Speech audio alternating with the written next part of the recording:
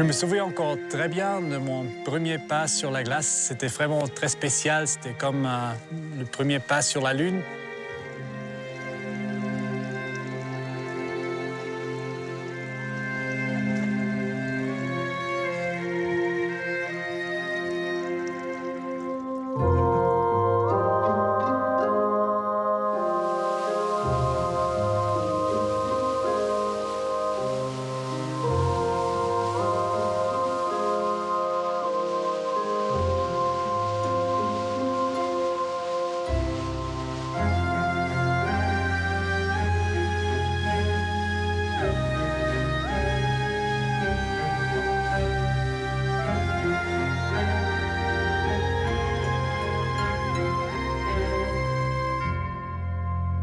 Alors, moi, je me souviens encore très bien quand j'étais un enfant et je venais la première fois ici.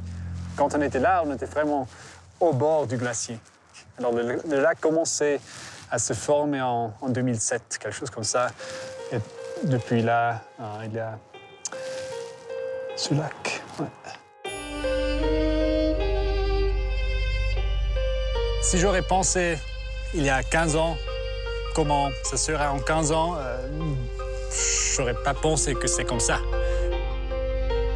Quand j'ai commencé, alors le glacier était vraiment juste au commencement de la rivière et il se retirait maintenant de ces environ 200-300 mètres en longueur, mais il a perdu aussi beaucoup en épaisseur.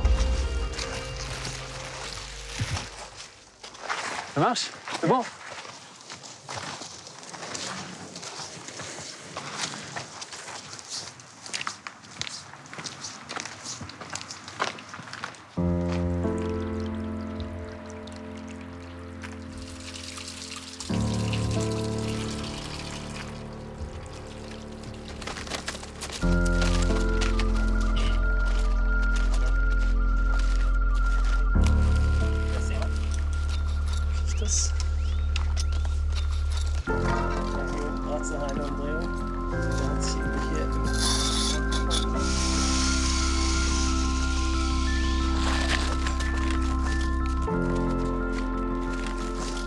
Ah ouais, 10 mètres.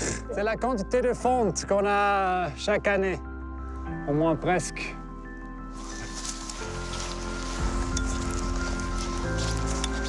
On a mis la valise pour être sûr qu'elle est encore dans la glace quand on revient une année plus tard.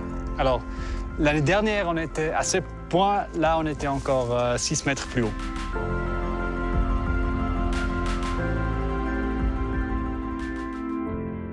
Et c'est chaque année. Ça veut dire il y a 10 ans, on était encore 60 mètres plus haut. C'est impressionnant.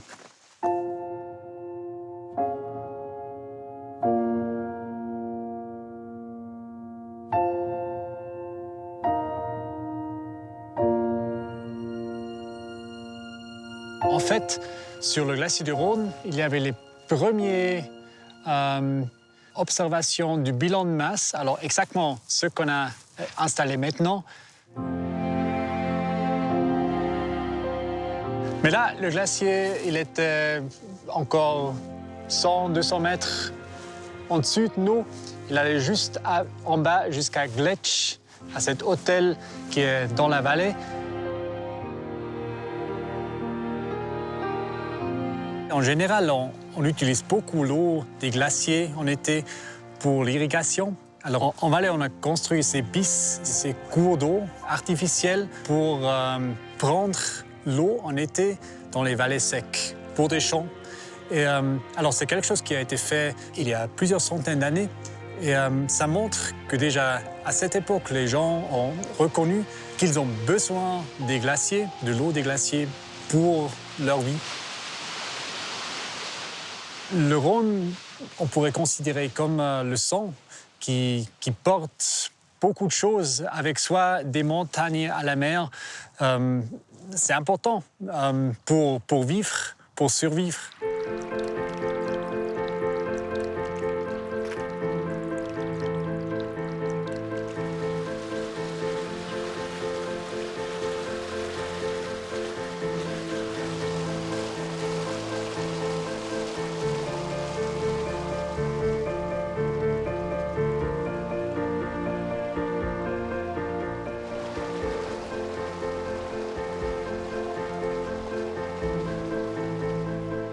il faut comprendre qu'il y aura toujours le Rhône aussi sans glacier. Les Alpes sont souvent considérées comme le château d'eau, et c'est le château d'eau parce qu'il y a beaucoup de précipitations. Mais tout d'un coup, le glacier devient trop petit pour pouvoir fondre encore plus en été. Et là, après ce point critique, il y a une réduction du débit dans le Rhône, ça c'est très très clair.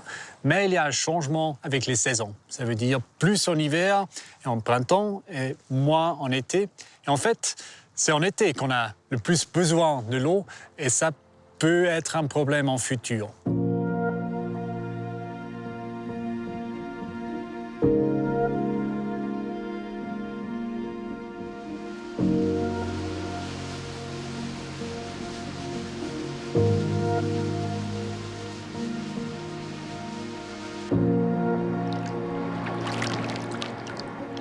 On parle de la glace éternelle quand on regarde les glaciers, mais c'est très clair, pour nous, c'est pas une éternité.